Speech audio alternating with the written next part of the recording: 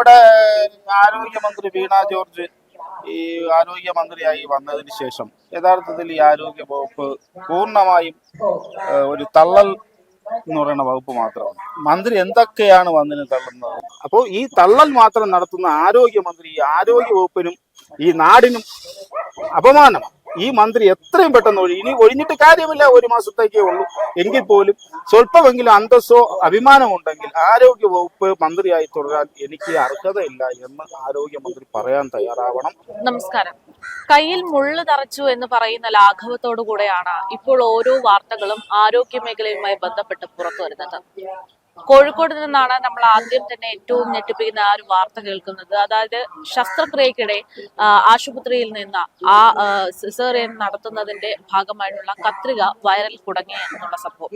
ഇപ്പോൾ തുടരെ ഇത്തരത്തിലുള്ള സംഭവങ്ങൾ ഓരോന്നോരോന്നായി റിപ്പോർട്ട് ചെയ്യപ്പെടുമ്പോഴും ആരോഗ്യ വിഭാഗത്തിന്റെ ഭാഗത്തു നിന്നുണ്ടാകുന്ന മറുപടി എന്ന് പറയുന്നത് ശ്രദ്ധയിൽപ്പെട്ടിട്ടുണ്ട്, നടപടിയെടുക്കാം എന്നുള്ളതാണ്. ഇനിയും എത്ര ജീവനുകളാണ് ഇത്തരത്തിൽ ഭയപ്പെട്ട് നിൽക്കുക എന്നുള്ളൊരു ചോദ്യം ഇവിടെ നിൽക്കുന്നുണ്ട്. എന്തായാലും ഇത്തരം വിഷയങ്ങളിൽ എപ്പോഴും ഇടപെടുന്ന ഒരാളാണ് ശ്രീകുമാർ. പ്രത്യേകിച്ച് ആരോഗ്യ മേഖലയിൽ ഉണ്ടാകുന്ന ഏറ്റവും വലിയ പിഴവുകളെ ചൂണ്ടിക്കാണിച്ചുകൊണ്ട് അദ്ദേഹം രംഗത്തേക്ക് വരാറുണ്ട്. ഇപ്പോൾ നമ്മളോടൊപ്പം ഉള്ളത് അദ്ദേഹം തന്നെയാണ്. സർ, ഇന്നും കൂടെ ഇതേപോലുള്ള ഒരു വാർത്ത പുറത്തു വരുന്നുണ്ട്. അതായത് കൈക്ക് വേണ്ടി ചികിത്സയ്ക്ക് പോയ ഒരാളുടെ കൈ ബാൻഡേജ് വെച്ച് കെട്ടുന്നു. പക്ഷെ ഇപ്പൊ വേദന സഹിക്കാതെ മാറി ഇങ്ങനെ പ്രശ്നങ്ങളായതോടുകൂടെ അയാള് വേറെ ഒരു പ്രൈവറ്റ് ഹോസ്പിറ്റലിൽ പോയപ്പോഴാണ് അറിയുന്നത് ഈ ഗവൺമെന്റ് ഹോസ്പിറ്റലിൽ ചികിത്സ ചെയ്ത അതേ കയ്യില് 5ഓളം കുപ്പിച്ചില്ലുകള് മുറിവിലുണ്ടായിരുന്നു എന്നുള്ള വാർത്ത. എന്താണ് ശരിക്കും നമ്മുടെ കേരളത്തിലെ ഈ ഒരു ആരോഗ്യ മേഖലയിൽ സംഭവിച്ചുകൊണ്ടിരിക്കുന്നത്? ഈ ആരോഗ്യ വകുപ്പിൽ നിന്ന് പുറത്തു വരുന്ന വാർത്തകൾ ഒന്നും തന്നെ പുതുമയില്ലാതെ ആയി മാറിയിരിക്കുകയാണ്. ഇപ്പോ വയറിൽ കത്രിക ഇതാദ്യ സംഭവമല്ല, നിരന്തരമായി മാറിക്കൊണ്ടിരിക്കുകയാണ്. ഇപ്പോ കയ്യിൽ കുപ്പിച്ചില്ല് ഉണ്ടായിരുന്നു എന്ന് പറഞ്ഞാൽ നമുക്ക് സഹിക്കാം. പക്ഷെ ഒരു പാവപ്പെട്ട ഒരു കൊച്ചു പെൺകുട്ടി ചെന്നപ്പോൾ കൈ മുറിച്ചു കളഞ്ഞു. അപ്പോൾ നമുക്കിത് ഒരു സ്ഥിരമായ ഒരു വാർത്ത ആയതോടുകൂടി ഇതിന്റെ പ്രാധാന്യം തന്നെ ഇല്ല. എനിക്ക് തോന്നുന്നു നമ്മുടെ ആരോഗ്യമന്ത്രി വീണ ജോർജ് ഈ ആരോഗ്യമന്ത്രിയായി വന്നതിന് ശേഷം യഥാർത്ഥത്തിൽ ഈ ആരോഗ്യ വകുപ്പ് പൂർണ്ണമായും ഒരു തള്ളൽ എന്ന് പറയുന്ന വകുപ്പ് മാത്രമാണ്. മന്ത്രി എന്തൊക്കെയാണ് വന്നിന് തള്ളുന്നത്? നമ്പർ 1, നമ്പർ 2 എന്നൊക്കെ പറഞ്ഞ് ഇങ്ങനെ തള്ളലല്ലാത്ത വേറെ ഒന്നും അവിടെ ഇല്ലാത്തൊരു സാഹചര്യമാണ്. ഇപ്പോ ഈ മന്ത്രിയുടെ കാലത്താണെന്ന് തോന്നുന്നു ഇങ്ങനെ പുതിയൊരു സംവിധാനം. സർജറി ചെയ്യാൻ പോകുന്ന സ്ത്രീകളുടെ വയറ്റിൽ കത്രിക കൂടി ഫിറ്റ് ചെയ്ത് തച്ചുവിടും. ഇത് 1ആയി 2ആയി 3ആയി നിരന്തരമായി കൊണ്ടിരിക്കുകയാണ്. അപ്പോഴെല്ലാം ഈ കഴിഞ്ഞ കുറെ നാളുകളായി മന്ത്രിയെ കാണാനില്ലായിരുന്നു. ഇങ്ങനൊരു സംഭവം വന്നപ്പോൾ വീണ്ടും അടുത്ത തള്ളലുമായിട്ട് വന്നിട്ടുണ്ട്. നടപടിയെടുക്കും, റിപ്പോർട്ട് തേടും. ഇത് എത്രാമത്തെ റിപ്പോർട്ട് തേടിയിട്ടുണ്ട്? ഏതെങ്കിലും ഒരു റിപ്പോർട്ടിൽ എന്തെങ്കിലും ഒരു കാര്യത്തിൽ ഒരു തീരുമാനം ഈ മന്ത്രി എടുത്തതായിട്ട് ഞങ്ങളെ പോലെയുള്ള പൊതുപ്രവർത്തകർ അറിയില്ല, നിങ്ങളെ പോലെയുള്ള മാധ്യമ പ്രവർത്തകർക്ക് അറിയാമോ എന്ന് എനിക്കറിയാം. പക്ഷെ ഇത്രയും ഈ വകുപ്പിനെ നിഷ്ക്രിയമാക്കി കളഞ്ഞു. ഇപ്പൊ നമുക്ക് സംസ്ഥാനത്ത് തന്നെ ഡോക്ടർമാര് മുഴുവൻ സമരത്തിലാണ്. രോഗികൾക്ക് മെഡിക്കൽ കോളേജിൽ പോയാൽ ഒരു ചികിത്സയും കിട്ടുന്നില്ല. OP ആയാലും സർജറി ചെയ്യേണ്ട പേഷ്യന്റ് ഒന്നും തന്നെ കിട്ടുന്നില്ല. അപ്പോൾ ഈ തരത്തിൽ സംസ്ഥാനത്തെ ഡോക്ടർമാരോട് പ്രതികാര നടപടി, ധിക്കാരവും അഹങ്കാരവും. നിങ്ങൾ സമരം നിർത്തിയിട്ട് വരൂ. ഇവിടെ ഇടതുപക്ഷ ഗവൺമെന്റ് ആണ് ഭരിക്കുന്നത്. ഇപ്പോ നിരവധിയായ സമരങ്ങൾ ചെയ്ത് അവകാശങ്ങൾ നേടിയെടുത്ത് ആ അവകാശങ്ങൾക്ക് വേണ്ടി ശക്തമായ നിലകൊണ്ട പ്രസ്ഥാനമാണ് ഇടതുപക്ഷ പ്രസ്ഥാനം എന്നൊക്കെയാണ് പറയുന്നത്. ഡോക്ടർമാർ അവരുടെ അർഹമായ ആവശ്യങ്ങൾ, ആനുകൂല്യങ്ങൾ, അവകാശങ്ങൾക്ക് വേണ്ടി സമരം ചെയ്യുമ്പോൾ നിങ്ങൾ സമരം നിർത്തിയിട്ട് വന്നാൽ മാത്രമേ നിങ്ങളുമായി ചർച്ചയുള്ളൂ എന്ന് ഒരു ഭാഗത്ത് പറയുമ്പോൾ, ഒരു ഭാഗത്ത് DHSന്റെ ഇപ്പൊ നെടുമങ്ങാട് ആശുപത്രി, അത് DHSന്റെ ആശുപത്രിയാണ്, മെഡിക്കൽ കോളേജിന്റെ കീഴിലുള്ള അല്ല. അപ്പൊ DHSലായാലും ശരി, DMEയുടെ കീഴിലായാലും ശരി, രോഗികൾ ആശുപത്രിയിലെത്തിയാൽ അവർക്ക് യാതൊരു നീതിയും ലഭിക്കുന്നില്ല. ചികിത്സിക്കുകയാണെങ്കിൽ ചികിത്സിക്കുന്ന രോഗി മരിക്കും, ഗർഭിണിയാണെങ്കിൽ ഗർഭിണി മരിക്കുകയാണ്. ഇപ്പൊ ഒരു തരത്തിലും നമുക്ക് നീതി ലഭിക്കുന്നില്ല. പാവപ്പെട്ട പണസമ്പന്നരെ കുറിച്ച് സംബന്ധിച്ചാണെങ്കിൽ അവർക്ക് സ്വകാര്യ ആശുപത്രിയിൽ ലക്ഷക്കണക്കിന് രൂപ കൊടുത്താൽ 5 സ്റ്റാർ ആശുപത്രി ധാരാളമുണ്ട്, അവിടെ പോയി ചികിത്സിക്കാം. പക്ഷെ പാവപ്പെട്ട സാധാരണ മനുഷ്യന്മാർക്ക് ഇവിടെ ഒരു അടിസ്ഥാന സൗകര്യം ലഭിക്കത്തില്ല. സംസ്ഥാനത്ത് 14 മെഡിക്കൽ കോളേജ് ഉണ്ടെന്നാണ് പറയുന്നത്. 14 മെഡിക്കൽ കോളേജിൽ 9 മെഡിക്കൽ കോളേജും ഉള്ളത് ഒരു ബോർഡും ഒരു കട്ടിലും മാത്രമാണ് അവിടെ ഉള്ളത്. അവിടെ തിയേറ്ററുകളില്ല, ഡോക്ടർമാരില്ല, മറ്റു സജ്ജീകരണങ്ങളില്ല. ഒരു തരത്തിലും ആരോഗ്യ വകുപ്പ് ഒരു മികവും ഈ 5 വർഷക്കാലമോ 10 വർഷക്കാലവും കാണിച്ചിട്ടില്ല. ഈ ആരോഗ്യമന്ത്രിയെ സംബന്ധിച്ച് ഇത് ചുക്കും ചുണ്ണാമ്പും തിരിച്ചറിഞ്ഞുകൂടാത്ത ഒരു ആരോഗ്യമന്ത്രിയാണ്. ഇവരൊരു മുമ്പ് ഒരു മാധ്യമ പ്രവർത്തകർ, ആ മാധ്യമ പ്രവർത്തനം എനിക്ക് തോന്നുന്നു നന്നായിട്ട് നടത്തിയ ഒരാളാണ്. പക്ഷെ ആരോഗ്യമന്ത്രി എന്ന നിലയ്ക്ക് ഈ തള്ളൽ എന്നുള്ള നടപടി അല്ലാതെ ഈ ആരോഗ്യ വകുപ്പിനെ കുറിച്ച് യാതൊരു ധാരണയുമില്ല. ഇന്നലെ തന്നെ ഈ KGMCTയുടെ പ്രസിഡന്റ് ആയിട്ടുള്ള ഒരു വനിതാ ഡോക്ടർ പറഞ്ഞു, ഈ ഈ മന്ത്രി ഇതിനെ സംബന്ധിച്ച് ഒന്നും അറിഞ്ഞു, മന്ത്രി ഒന്നും പഠിച്ചിട്ടില്ല. അത് നമുക്കെല്ലാം നേരത്തെ തന്നെ ബോധ്യമായ മന്ത്രിക്ക് ഒരു ചുക്കും ചുണ്ണാമ്പും അറിയില്ലെന്നും ഇതിനെ സംബന്ധിച്ച് യാതൊരു തലത്തിൽ പഠനവും നടത്താത്ത ആളാണ്. ഈ കൂടെയുള്ള സ്റ്റാഫുകൾ പറഞ്ഞു കൊടുക്കുന്ന കാര്യങ്ങൾ അതുപോലെ മീഡിയയുടെ മുമ്പിൽ വന്ന് പ്രസന്റ് ചെയ്തിട്ട് പോകുന്ന ഒരു മന്ത്രി. ഈ മന്ത്രി ഈ സംസ്ഥാനത്തിന്റെ ആരോഗ്യ വകുപ്പിന് വലിയ ബാധ്യതയായി മാറിയിരിക്കുകയാണ്. തകർന്നടിച്ചിരിക്കുകയാണ്. രോഗികൾ സാറ്റിസ്ഫാക്ഷൻ ഇല്ല, ഡോക്ടർമാർക്കില്ല, മറ്റ് ജീവനക്കാർക്കില്ല. ഇപ്പൊ നമ്മുടെ മെഡിക്കൽ കോളേജ് 9 മെഡിക്കൽ കോളേജ് വെറും പേരിന് വേണ്ടിയാണ്. അവിടെ പഠിക്കുന്ന വിദ്യാർത്ഥികളുടെ അവസ്ഥ ഒന്ന് ആലോചിച്ച് നോക്കും. പണ്ട് ചൈനയിൽ നിന്നും MBBS എടുത്തു വരുന്ന ആ വിദ്യാർത്ഥികളുടെ ക്വാളിറ്റി പോലും ഇല്ലാത്ത തരത്തിൽ, കാര്യം അടിസ്ഥാന സൗകര്യങ്ങളില്ലാതെ മെഡിക്കൽ കോളേജ് പഠിച്ചപ്പോൾ വയനാടായാലും കോന്നി ആയാലും കാസർഗോഡായാലും പാലക്കാടായാലും ഇവിടെയൊക്കെ മെഡിക്കൽ കോളേജ് ഉണ്ട് പേരിന്. പക്ഷെ ഇവിടെ പഠിക്കുന്ന വിദ്യാർത്ഥികളുടെ അവസ്ഥ ചൈനയിൽ നിന്ന് പഠിച്ചിറങ്ങുന്ന വിദ്യാർത്ഥികളുടെ ക്വാളിറ്റി പോലും ഇല്ലാതെ നിലവാരമില്ലാത്ത ഡോക്ടർമാരെ സൃഷ്ടിക്കുന്ന തരത്തിലാണ്. അവർക്ക് യാതൊരു തരത്തിലുള്ള അടിസ്ഥാന സൗകര്യങ്ങളും പഠിക്കാനുള്ള സാഹചര്യങ്ങളും ഇല്ലാതെയാണ് പഠിച്ചു വരുന്നത്. അപ്പോൾ ഇതുകൊണ്ട് എന്താണ് ഗുണം? യഥാർത്ഥത്തിൽ നമ്മുടെ മെഡിക്കൽ ആരോഗ്യ വകുപ്പിൽ 400ഓളം ഡോക്ടർമാരുടെ ഒഴിവുകളുണ്ട്. ഞാൻ മനസ്സിലാക്കുന്ന ഈ 400 ഒഴിവുകൾ കിടക്കുമ്പോൾ ആദ്യകാലത്തെ 5 മെഡിക്കൽ കോളേജുകളിൽ നിന്നും ഇവിടെ നിന്ന് ഡോക്ടർമാരെ 2 മാസത്തേക്ക് അവിടെ അയക്കുന്നു, അത് കഴിഞ്ഞ് 2 മാസം ഇപ്പുറത്ത് അയക്കുന്നു, ഇവിടെ നിന്ന് അപ്പുറത്തോട്ടാക്കുന്നു. ഇങ്ങനെ ഡോക്ടർമാർക്ക് ഒരിടത്ത് സ്ഥിരമായി നിന്ന് ജോലി ചെയ്യാൻ കഴിയുന്നില്ല. അതുകൊണ്ട് തന്നെ നിരവധിയായ ഡോക്ടർമാർ കഴിഞ്ഞ 1 വർഷത്തിനുള്ളിൽ സ്വയം വിരമിച്ച് അവര് പുറത്തുപോയി.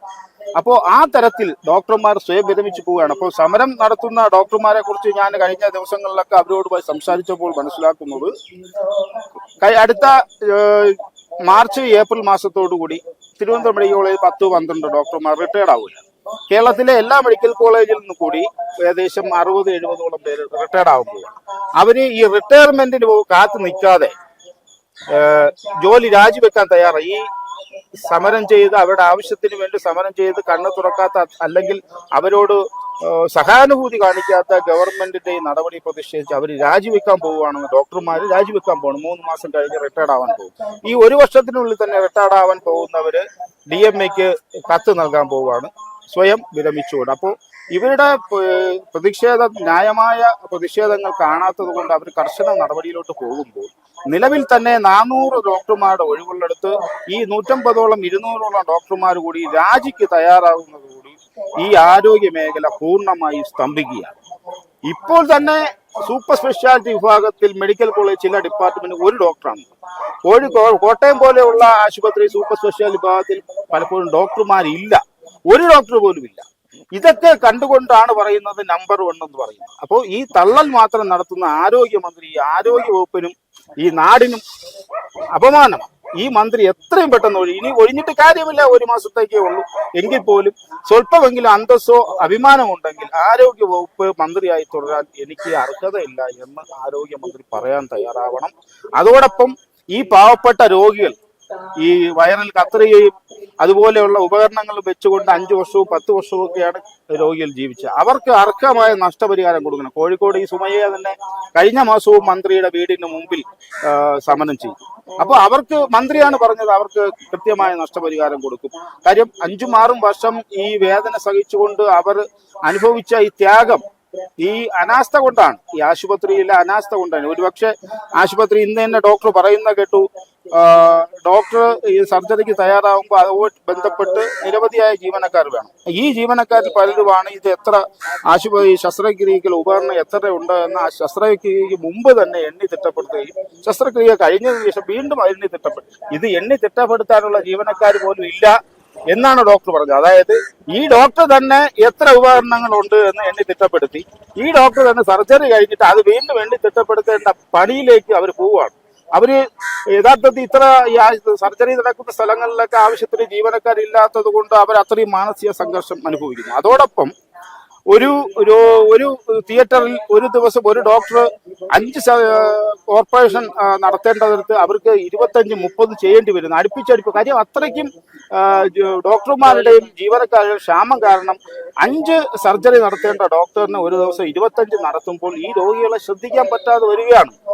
അവരെ കുറ്റപ്പെടുത്തിയിട്ട് കാര്യം, അത്രയും മാനസിക സമ്മർദ്ദം അവർ അനുഭവിക്കുകയാണ്. അതിന്റെ എല്ലാ ഉത്തരവാദിത്വം ഈ സർക്കാരിനാണ്. ഈ സർക്കാർ പാവപ്പെട്ട രോഗികളുടെ ജീവന് യാതൊരു വിലയും കൽപ്പിക്കുന്നില്ല. ഡോക്ടർമാരില്ല, നഴ്സുമാരില്ല, മറ്റ് അറ്റൻഡർമാരില്ല, ഈ സർജിക്കൽ തിയേറ്ററുകളിൽ ആവശ്യമുള്ള മറ്റ് ജീവനക്കാരില്ല. ഇങ്ങനെ സകല മേഖലയും തകർന്നടിഞ്ഞിരിക്കുന്ന ഒരു സംവിധാനമാണ്. ഇതിന്റെ പൂർണ്ണ ഉത്തരവാദിത്വം എന്ന് പറയുന്നത് ഈ ഗവൺമെന്റിന്, ആരോഗ്യ വകുപ്പിനും ഈ സംസ്ഥാനത്തെ മുഖ്യമന്ത്രിക്കുമാണ്. അവർ ഇതിന്റെ ഉത്തരവാദിത്വം ഏറ്റെടുക്കുക തന്നെ വേണം. ഇനിയിപ്പോ രാജിവെച്ചൊഴിയാൻ പറയേണ്ട കാര്യമില്ല. 1 മാസം കൂടെ കഴിഞ്ഞാൽ ജനം ഇവരെ ചവിട്ടി പുറത്താക്കും എന്നുള്ളത് കൊണ്ട് ആ വാക്ക് രാജിവെക്കണം എന്നുള്ള വാക്ക് ഉപയോഗിക്കുന്നു. ഈ പറയുന്നത് പോലെ മാനസിക സമ്മർദ്ദം സ്വാഭാവികമായിട്ട് ഡോക്ടേഴ്സിന് ഉണ്ടാവുമല്ലോ. നമ്മളിപ്പോ ഒരു ചികിത്സാ പിഴവ് എന്ന് പറയുമ്പോൾ ആദ്യം തന്നെ ചോദിക്കുന്നത് ആ ഡോക്ടർക്ക് എന്താ കണ്ണില്ല, അല്ലെങ്കിൽ ശ്രദ്ധിച്ചുകൂടായിരുന്നു എന്നുള്ളൊരു ചോദ്യമാണ്. പക്ഷെ നമ്മൾ ഇങ്ങനെയുള്ള കാര്യങ്ങളൊക്കെ എടുത്തു നോക്കുമ്പോൾ സ്വാഭാവികമായിട്ടും നമുക്ക് മനസ്സിലാവുന്നത് അവിടെയുള്ള തൊഴിലാളികളുടെ ഒരു എണ്ണത്തിലുള്ള കുറവ് തന്നെയാണല്ലോ അവർക്ക് ശ്രദ്ധ കുറവ് ആയി മാറുന്നത്. അപ്പോൾ സർക്കാരിനെ സംബന്ധിച്ച് ഇത് വലിയൊരു വെല്ലുവിളിയായി മാറുമല്ലോ. പ്രത്യേകിച്ച് ഈ തെരഞ്ഞെടുപ്പ് വരാൻ പോകുന്ന സമയത്ത് കൂടെ സർക്കാരിന്റെ ഏറ്റവും വലിയ അവകാശവാദങ്ങളിൽ ഒന്ന് കേരളത്തിലെ നമ്പർ 1 ആരോഗ്യ മേഖല അത് പിണറായി സർക്കാരിന്റെ ഭാഗമായിട്ടുണ്ടായതാണ് എന്നുള്ളൊരു വാക്കാണല്ലോ.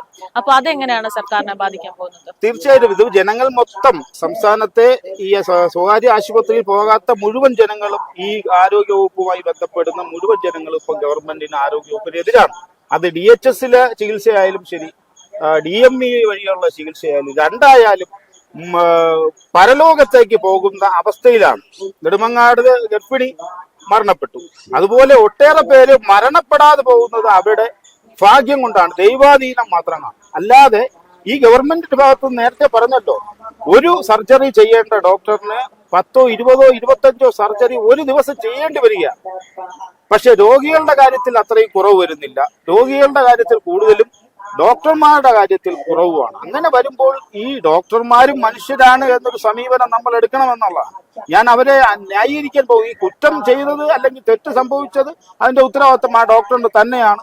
ഇത് എന്തൊക്കെ തിരക്കിന്റെ പേരിലായാലും, അത് എത്ര സർജറി കൂടുതലിന്റെ പേരായാലും ആ ഡോക്ടറിന് ഉത്തരവാദിത്തമുണ്ട്.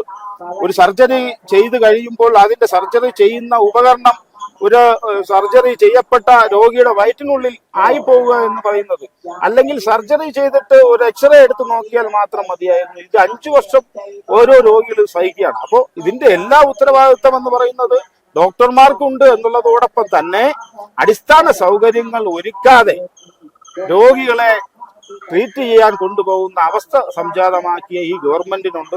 ഈ ഗവൺമെന്റ് കാരണം നിരവധി പേരെ ജീവൻ നഷ്ടപ്പെട്ട ചരിത്രമുണ്ട്. ചികിത്സിക്കാൻ നമ്മൾ ആശുപത്രിയിൽ പോയാൽ രോഗിക്ക് മാത്രമല്ല കൂട്ടിരിപ്പുകാരും കൂടെ മരണപ്പെടും. കോട്ടയത്ത് നമ്മൾ കണ്ടതാണ്. കോട്ടയം മെഡിക്കൽ കോളേജിൽ ചികിത്സയ്ക്കായി ചെന്ന കുട്ടിയുടെ അമ്മ ഇതുപോലെ കെട്ടിടം തകർന്നു വീണ് മരിച്ചു. അപ്പൊ ഇങ്ങനെ നിരന്തരം മരണം ഉറപ്പാക്കി മാറ്റുന്ന തരത്തിൽ ആരോഗ്യ വകുപ്പ് തകർന്നിരിക്കുന്നു.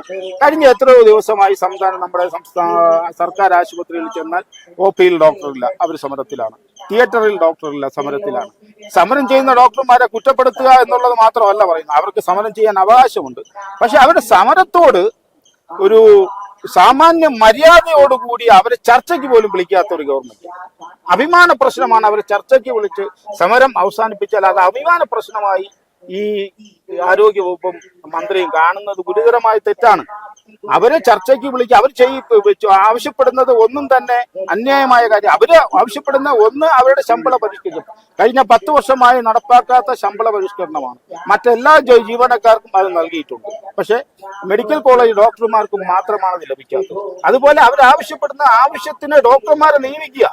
400-ലധികം ഡോക്ടർമാർ ഒഴിവുകൾ കിടക്കുമ്പോൾ ആ ജോലി അത്രയും ഇരട്ടിയായി അല്ലെങ്കിൽ 3 ഇരട്ടിയായി ഈ ഡോക്ടർമാർ നിർവഹിക്കുമ്പോൾ ഈ തരത്തിലുള്ള ചികിത്സാ പിഴവുകൾ അതിലുണ്ടാകാനുള്ള സാധ്യതയുണ്ട്. അതുകൊണ്ട് ഇതിന്റെ പൂർണ്ണ ഉത്തരവാദിത്വം ഈ തള്ളൽ എന്നുള്ള കാര്യം മാത്രം നടക്കുന്ന ഒരു വകുപ്പായി, തള്ളൽ വകുപ്പ് മന്ത്രിയായി മാറിയിരിക്കുന്നത്. ആരോഗ്യ വകുപ്പ് മന്ത്രിയല്ല, തള്ളൽ വകുപ്പ് മന്ത്രിയായി അടപ്പതിച്ച് ആരോഗ്യ വകുപ്പാണ്. ഇവിടത്തെ എല്ലാ അനാസ്ഥയും കുറ്റകൃത്യങ്ങൾക്കും കാരണം ഈ ആരോഗ്യ വകുപ്പിന്റെ പിടിപ്പുകേടും കഴിവില്ലായ്മയുമാണ്. എത്രയും പെട്ടെന്ന് ഈ ഡോക്ടർമാരുടെയും രോഗികളുടെയും പ്രശ്നങ്ങൾ മനസ്സിലാക്കണം. വെറുതെ റിപ്പോർട്ട് ആവശ്യപ്പെട്ട ഒരു കാര്യം, റിപ്പോർട്ട് ആവശ്യപ്പെട്ടാൽ ആ റിപ്പോർട്ട് മനസ്സിലാക്കി ഇനി മേലിൽ എന്ത് നടപടി സ്വീകരിക്കണം എന്നുള്ളതിനെ കുറിച്ച് പോലും ഒരു ധാരണയില്ലാത്ത ഈ മന്ത്രിയിൽ നിന്നും ഈ നാട്ടിലെ പാവപ്പെട്ട രോഗികൾക്ക് നീതി ലഭിക്കാൻ പോകുന്നില്ല.